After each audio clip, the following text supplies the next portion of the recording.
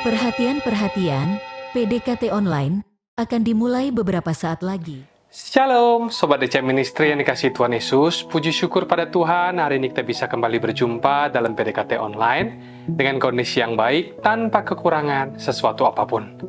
Saudaraku, kadang mungkin kita berpikir, kalau kita ikut Tuhan, maka hidup akan selalu tenang. Seolah semua masalah akan selesai, semua doa akan dijawab, dan semua pintu akan terbuka. Tapi kenyataannya tidak selalu begitu, bukan? Ada masa di mana kita sudah berdoa, sudah beriman, sudah taat, tapi justru keadaan terasa semakin sulit untuk dimengerti. Kita menunggu hujan berkat, tapi yang datang justru malah badai ujian. Dan di titik itu banyak orang mulai bertanya, kalau Tuhan benar memimpin, kenapa jalan ini terasa begitu sulit? Namun justru disitulah Tuhan sedang bekerja. Bukan untuk membuat kita mengerti segalanya, tapi untuk membuat kita mengenal Dia lebih dalam. Sebab hanya orang yang sungguh-sungguh mengenal Tuhanlah yang akan tetap tenang bahkan di tengah badai sekalipun. Dan itulah yang terjadi kepada Nuh. Ketika Tuhan menyuruhnya untuk membangun bahtera di tengah tanah yang kering, tidak ada hujan, tidak ada badai, bahkan tidak ada tanda-tanda apapun di langit, Nuh tetap taat, bukan karena ia mengerti sepenuhnya rencana Tuhan, tetapi karena ia mengenal Tuhan lebih dalam daripada sekedar percaya. Nuh tahu kalau Tuhan yang menyuruh, maka Tuhan jugalah yang pasti akan bertanggung jawab.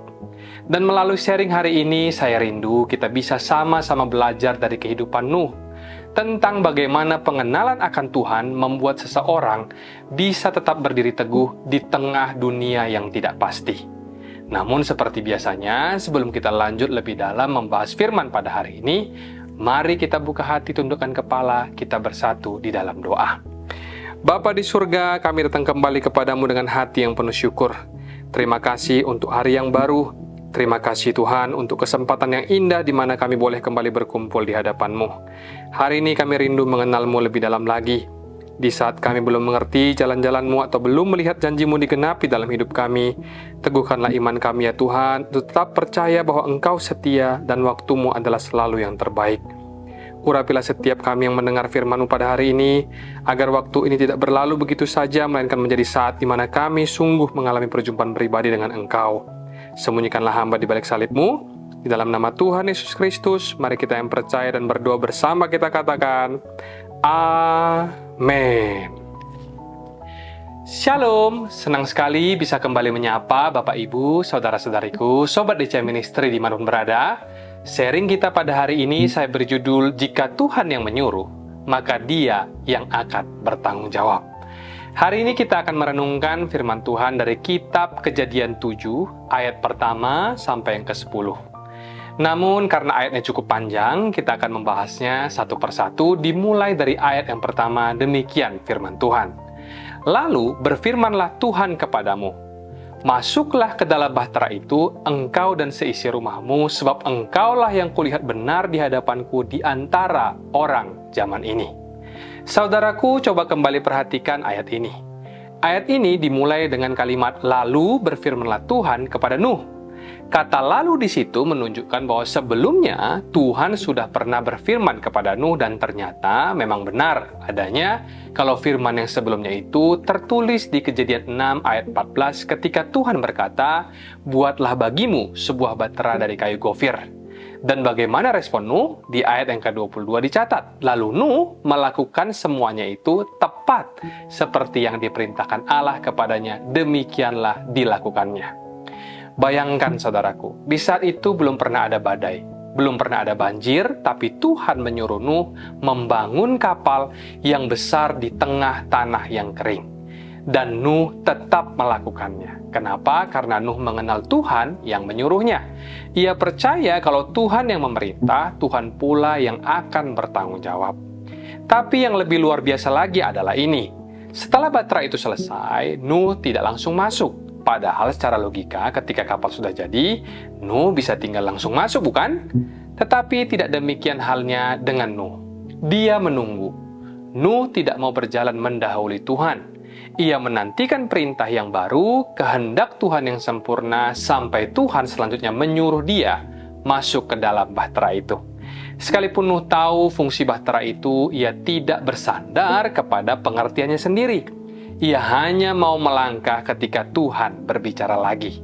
Dan disinilah kita belajar, jangan gegabah di dalam hidup ini, terutama di dalam mengambil keputusan besar yang menyangkut masa depan, yang melibatkan keluarga, orang lain, atau bahkan keselamatan hidup kita sendiri. Karena ada keputusan yang akan kita rayakan seumur hidup, tetapi ada juga keputusan-keputusan yang pada ujungnya bisa kita sesali selamanya. Itulah sebabnya libatkan Tuhan dalam setiap rencana kita. Tunggu perintah Tuhan yang baru. Mintalah tuntunannya, karena ketika Tuhan sudah berbicara, semuanya menjadi jelas. Nuh tahu bahwa penyertaan dan penyediaan tidak datang karena rencana manusia, tetapi dari Tuhan yang berjalan di depan. Dan kalau Tuhan belum berbicara, Nuh tidak mau berjalan. Sampai akhirnya Tuhan kembali berfirman lagi di ayat pertama yang tadi kita baca. Lalu berfirmanlah Tuhan kepada Nuh, masuklah ke dalam bahtera itu engkau dan seisi rumahmu. Perhatikan dengan baik saudaraku, Tuhan tidak berkata pergilah ke bahtera itu, melainkan Tuhan berkata masuklah ke dalam bahtera itu. Itu berarti Tuhan sudah ada di sana terlebih dahulu. Tuhan tidak menyuruh dari jauh, Dia memimpin dari depan, dan Nuh sungguh-sungguh mau mendengarkan suara Tuhan. Dia melatih dirinya untuk peka terhadap kehendak Tuhan. Itulah sebabnya Nuh hidup dalam penyertaan Tuhan yang nyata. Karena bagi Tuhan, ketaatan selalu mendahului penyediaan. Saudaraku, dengar baik. Jangan paksa Tuhan untuk memberi penyediaan kalau kita belum hidup di dalam ketaatan.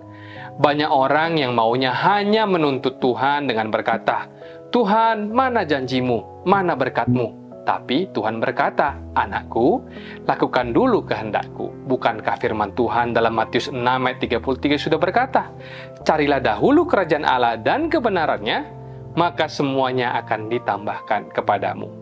Nuh mengerti betul prinsip ini. Dia tahu, kalau Tuhan yang memerintahkan, Tuhan pula yang akan menjaga, melindungi, dan menanggung-jawabinya. Dan bisa kita lihat di sini, Tuhan berkata kepada Nuh, masuklah ke dalam bahtera itu, engkau dan seisi rumahmu. Indah sekali bukan? Tuhan tidak hanya mau menyelamatkan Nuh seorang diri, tapi juga seisi rumahnya. Betapa beruntungnya jikalau kita punya keluarga yang takut akan Tuhan.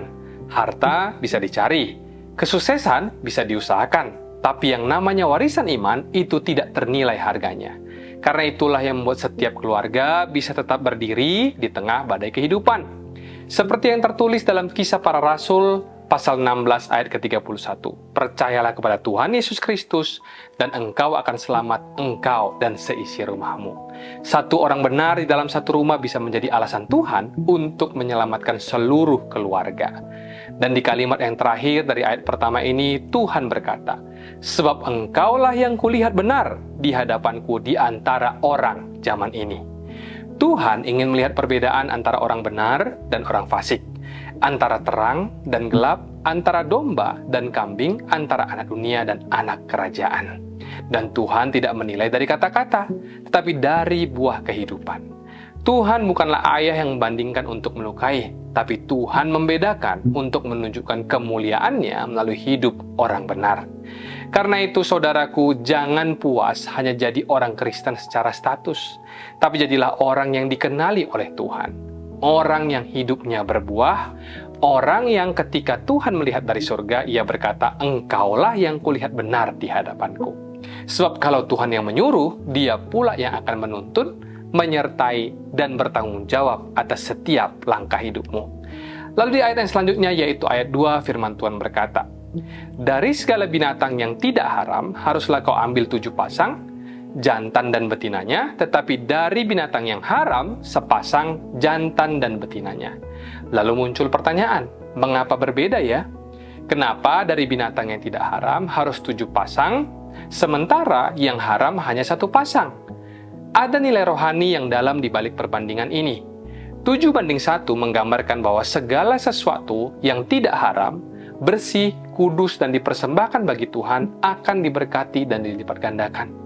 Tetapi sebaliknya, yang haram, yang najis, yang hidupnya masih kompromi dengan dosa, dan yang tidak sepenuhnya mau taat, 1 pasang saja cukup, kata Tuhan. Tuhan memang mengampuni. Kasih-Nya tidak pernah berkesudahan. Ia menyelamatkan setiap orang yang mau datang kepadanya dengan hati yang hancur. Namun, Tuhan tidak ingin kita berhenti hanya sampai diampuni. Ia mau kita disucikan karena hanya hidup yang disucikanlah yang dapat dipakai lebih jauh oleh Tuhan. Tuhan itu adil tapi juga bijaksana. Ia tidak akan memperbanyak yang najis karena yang dilipat gandakan oleh Tuhan hanyalah yang murni dan berkenan di hadapannya. Ibarat dalam rumah kita sendiri pasti ada perabot yang kita khususkan, bukan? Ada gelas atau piring tertentu yang tidak dipakai sembarangan karena sudah dipisahkan untuk tamu atau disimpan khusus untuk tujuan yang lebih mulia. Demikian juga dengan hidup kita. Jika kita mau menguduskan diri, tidak kompromi dengan dosa, dan sungguh-sungguh menyerahkan diri kita untuk Tuhan, maka Tuhan akan memakai hidup kita untuk perkara-perkara yang besar. Namun, kalau hidup kita masih tercampur antara kebenaran dan kesenangan daging, antara kasih Tuhan dan kompromi dosa, maka kita mungkin masih akan dipertahankan oleh Tuhan, tapi tidak akan dimultiplikasi. Atau dengan kata lain, semakin kita menjauh dari perkara yang salah, semakin besar pula Tuhan bisa mempercayakan kepada kita perkara yang benar. Karena Tuhan tidak hanya mencari orang yang diselamatkan, tapi orang yang siap untuk diutus. Ada amin, saudaraku? Nah, sekarang kita lanjut ke ayat yang ketiga, demikian firman Tuhan. Juga dari burung-burung di udara 7 pasang, jantan dan betina, supaya terpelihara hidup keturunannya di seluruh bumi. Di sini kita melihat betapa Tuhan itu peduli. Ia tidak hanya memelihara manusia, tetapi juga memperhatikan seluruh ciptaannya. Tuhan memelihara hewan-hewan bukan sekedar untuk mengisi bahtera, melainkan untuk menjaga keseimbangan dan kelangsungan hidup di bumi. Tuhan itu baik. Ia bukan hanya mengasihi manusia, tapi juga setiap makhluk hidup yang diciptakannya. Bayangkan kalau waktu itu semua hewan binasa.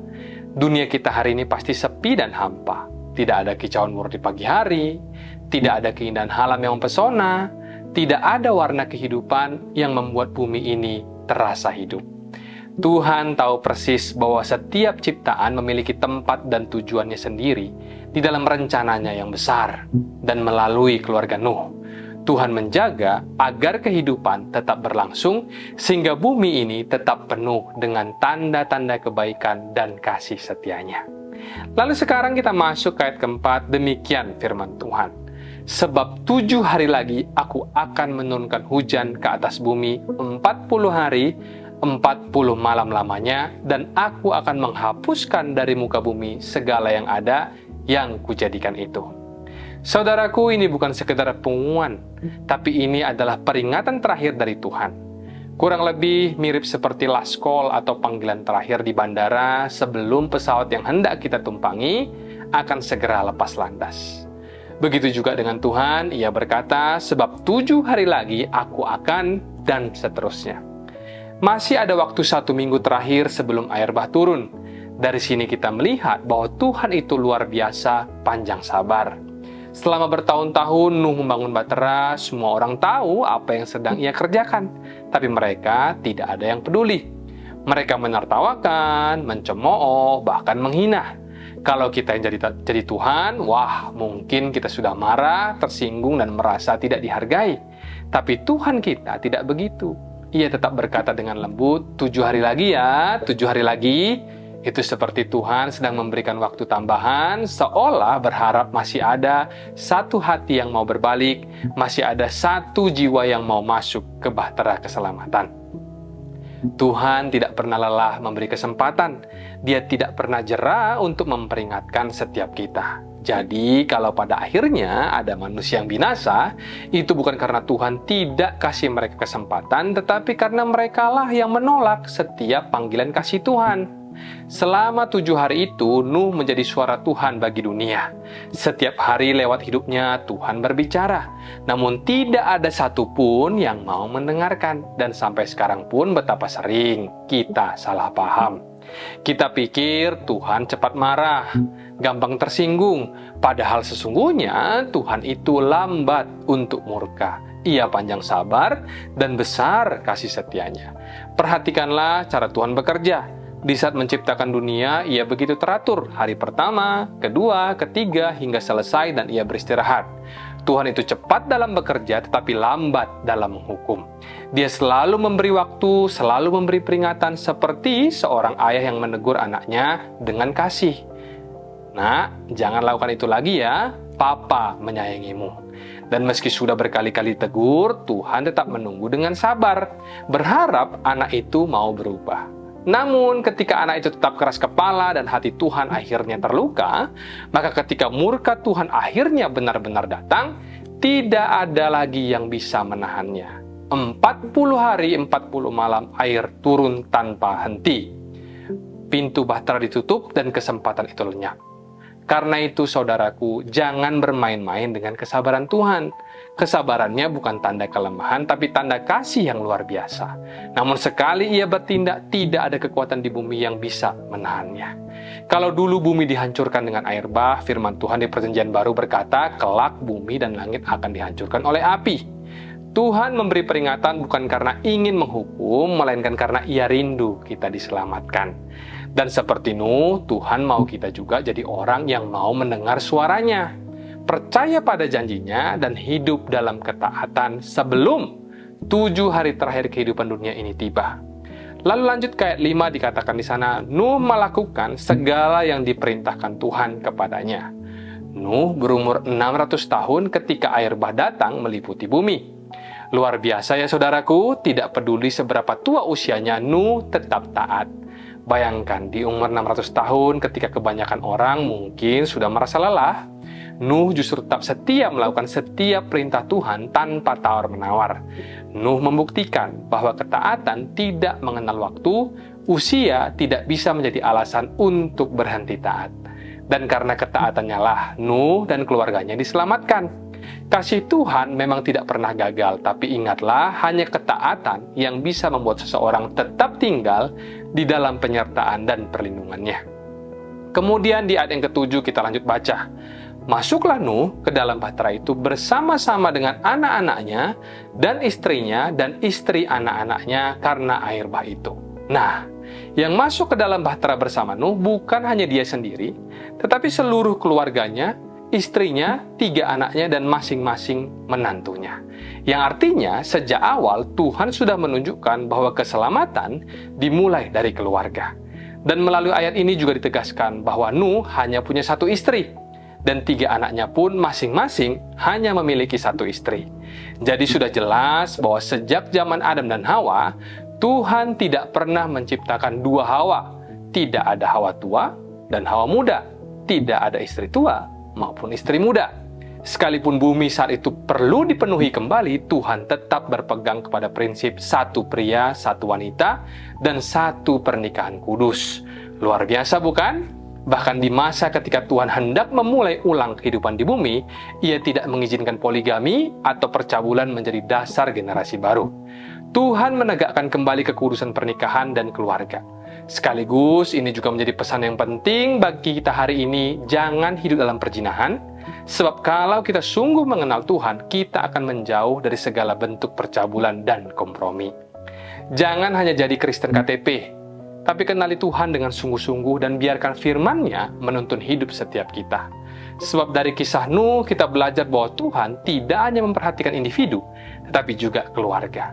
Keselamatan pada zaman Nuh dimulai dari 1 keluarga yang hidup, takut akan Tuhan, dan sampai hari ini Tuhan masih rindu menemukan keluarga-keluarga yang seperti itu. Lalu di ayat ke-8 dan 9 dikatakan, dari binatang yang tidak haram dan yang haram, dari burung-burung dan dari segala yang merayap di muka bumi, datanglah sepasang mendapatkan Nuh ke dalam bahtera itu, jantan dan betina seperti yang diperintahkan Allah kepada Nuh. Lihatlah bagaimana Tuhan sendirilah yang menggerakkan hewan-hewan itu untuk datang kepada Nuh. Nuh tidak perlu berburu, Nuh tidak perlu pusing mengatur logistik atau memikirkan bagaimana caranya semua binatang itu bisa masuk. Ketika Nuh fokus pada 1 hal, yaitu ketaatan, Tuhan yang mengatur sisanya. Tuhan yang menggerakkan binatang-binatang itu, mengatur waktunya, bahkan Tuhan pula yang menutup pintu bahtera dengan tangannya sendiri. Jadi kalau kita hidup benar, menjaga kekudusan dan melibatkan Tuhan dalam setiap keputusan kita, maka Tuhan sendiri yang akan menggerakkan segala sesuatu di dalam hidup kita, semua hal yang di luar jangkauan kita. Kita hanya diminta untuk taat, Tuhanlah yang mengatur sisanya. Karena di saat kita melakukan bagian kita, Tuhan pasti melakukan bagiannya. Dan di ayat yang ke-10 tertulis demikian, setelah 7 hari datanglah air bah meliputi bumi. Terjadilah tepat seperti yang Tuhan firmankan. 7 hari sebelumnya Tuhan sudah berfirman kepada Nuh, 7 hari lagi aku akan menurunkan ke atas bumi. Dan benar saja, tepat 7 hari kemudian, bukan lebih cepat, bukan juga lebih lambat, semuanya persis seperti yang difirmankan Tuhan. Janji Tuhan tidak pernah gagal. Ketika Ia berfirman, firman itu tidak akan kembali dengan sia-sia. Tuhan tidak tergesa-gesa seperti manusia, namun Dia juga tidak pernah terlambat. Jadi kalau hari ini ada di antara kita yang sedang menantikan sesuatu, doa yang belum dijawab, mujizat yang belum terlihat, atau janji yang terasa tertunda, ingatlah ayat ini. Setelah 7 hari, datanglah air bah meliputi bumi. Yang artinya setelah masa yang Tuhan tetapkan, sesuatu pasti akan terjadi. Tuhan tidak pernah lupa, janjinya selalu ya dan amin. Tangannya sedang merenda karya yang agung dan indah bagi setiap orang yang percaya dan berharap kepadanya. Namun, perhatikan juga sisi lainnya. Sebab ayat ini bukan hanya berbicara tentang penggenapan janji, tetapi juga tentang keteguhan hati di dalam masa penantian. Bayangkan, bagi Nuh dan keluarganya, 7 hari itu mungkin terasa seperti 7 tahun, karena orang-orang di luar bahtera saat itu menertawakan dan mencemooh. Mereka mungkin berkata, mana air bah yang katanya mau datang? Lihat nih, langit masih cerah-cerah aja tuh. Sementara Nuh dan keluarganya menunggu di dalam bahtera, tanpa ada tanda apapun di langit, tidak ada hujan, tidak ada badai, hanya keheningan. Tapi Nuh tidak keluar, ia tetap menunggu dalam percaya karena Nuh tahu, Tuhan yang telah menolongnya selama bertahun-tahun membangun bahtera, tidak mungkin berhenti setia dalam 7 hari penantian. Kalau selama bertahun-tahun Tuhan sanggup menopang tangannya, memberi kekuatan dan hikmat untuk menyelesaikan bahtera itu, maka 7 hari ini bukan apa-apa dibandingkan kesetiaan Tuhan yang Ia kenal. Orang yang mengenal Tuhan tahu, Tuhan tidak pernah lupa akan janjinya. Hanya saja seringkali Ia sedang menguji hati kita, apakah kita sungguh-sungguh percaya kepada perkataannya. Tuhan terkadang membawa kita ke ruang tunggu seperti yang dialami Nuh. Bukan karena Ia lupa, tapi karena Ia sedang membentuk kita menjadi pribadi yang stabil dan teguh di tengah diam. Sebab iman sejati bukan dibuktikan ketika mujizat terjadi, melainkan ketika Tuhan seolah diam dan kita tetap setia untuk menanti. 7 hari itu menjadi masa ujian bagi Nuh dan Tuhan membalas ketaatan itu dengan penggenapan janji. Setelah 7 hari, datanglah air bah meliputi bumi. Tuhan tidak pernah ingkar janji. Yang Ia firmankan pasti digenapi. Yang Ia mulai pasti diselesaikan. Mungkin hari ini ada di antara kita sedang berada di posisi 7 hari sebelum hujan. Belum ada tanda apapun, langit masih cerah, tapi percayalah, waktu Tuhan tidak pernah salah. Kalau Tuhan yang menyuruhmu membangun bahtera, Tuhan pula yang akan menurunkan hujan pada waktunya. Dan ketika itu terjadi, engkau akan tahu bahwa selama ini Tuhan tidak pernah terlambat. Ia hanya sedang menggenapi rencananya tepat pada waktunya yang sempurna. Dan seperti luar biasanya, ada 3 poin yang bisa kita ambil sebagai rema bagi hidup kita dari sharing hari ini. Yang pertama, Tuhan selalu menepati apa yang Ia firmankan. Tepat 7 hari setelah Ia berfirman, hujan pun turun. Bukan lebih cepat, bukan lebih lambat, melainkan tepat pada waktunya. Tuhan tidak pernah lupa atau gagal menepati janjinya. Kalau Ia sudah berfirman, itu pasti digenapi. Karena waktu Tuhan selalu sempurna, dan setiap penundaan hanyalah bagian dari rencananya yang indah. Yang kedua, diamnya Tuhan adalah ruang pembentukan. Selama 7 hari, Nuh menunggu tanpa tanda apapun. Nuh tidak keluar dari bahtera, ia tetap percaya. Kadang Tuhan membawa kita ke masa diam bukan karena Ia lupa, tapi karena Ia sedang membentuk kita. Iman sejati bukan saat mujizat datang, tapi saat Tuhan terasa diam dan kita tetap setia menunggu. Dan yang ketiga, seperti judul sharing kita pada hari ini, jika Tuhan yang menyuruh, maka Dia yang akan bertanggung jawab. Nuh membangun bahtera bukan karena ia mengerti, tapi karena ia mengenal Tuhan yang menyuruhnya. Dan ketika air bah datang, Tuhan menepati semua janjinya. Begitu juga dengan hidup kita. Kalau Tuhan yang memulai, maka Tuhan pula yang akan menyertai, memelihara, dan menanggung jawabinya sampai akhir. Jadi saudaraku, tetaplah taat meski belum dimengerti, tetaplah percaya meski belum melihat, dan tetap tenang. Karena kalau Tuhan yang menyuruh, Tuhan pasti yang akan bertanggung jawab. Demikian sharing kita pada hari ini. Mari kita tundukkan kepala, kita bersatu hati di dalam doa. Bapa di surga, terima kasih untuk firman-Mu pada hari ini. Kami belajar bahwa Engkau tidak pernah terlambat dan setiap janji-Mu pasti digenapi tepat pada waktunya. Tuhan, ajar kami untuk tetap percaya bahkan ketika belum melihat tanda apapun. Seperti Nuh, kami mau belajar taat karena kami tahu kalau Engkau yang memerintahkan, Engkau pula yang akan bertanggung jawab atas hidup kami. Kami juga mau berdoa bagi setiap sobat DC Ministry di mana mereka berada. Kiranya Engkau menguatkan hati mereka yang sedang menanti, menghibur yang sedang lelah, dan meneguhkan iman mereka yang sedang diuji. Biarlah firman hari ini menjadi pelita bagi langkah kami, dan damai sejahtera-Mu memenuhi setiap rumah tangga. Terima kasih Tuhan, kami serahkan seluruh hidup kami ke dalam tangan-Mu. Di dalam nama Tuhan Yesus Kristus, mari kita yang percaya dan berdoa bersama kita katakan, Amin. Mari kita buka hati dan angkat tangan kita untuk menerima berkat daripada Tuhan. Terimalah kiranya berkat dari Allah Bapa, cinta kasih Tuhan Yesus Kristus, penyertaan Allah Roh Kudus akan menyertai hidupmu mulai hari ini bahkan sampai kali yang kedua. Tuhan Yesus datang menjemput kita, namamu tercatat di dalam kitab kehidupan.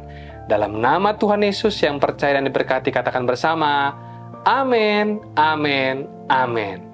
Tuhan Yesus memberkati, Shalom dan sampai jumpa.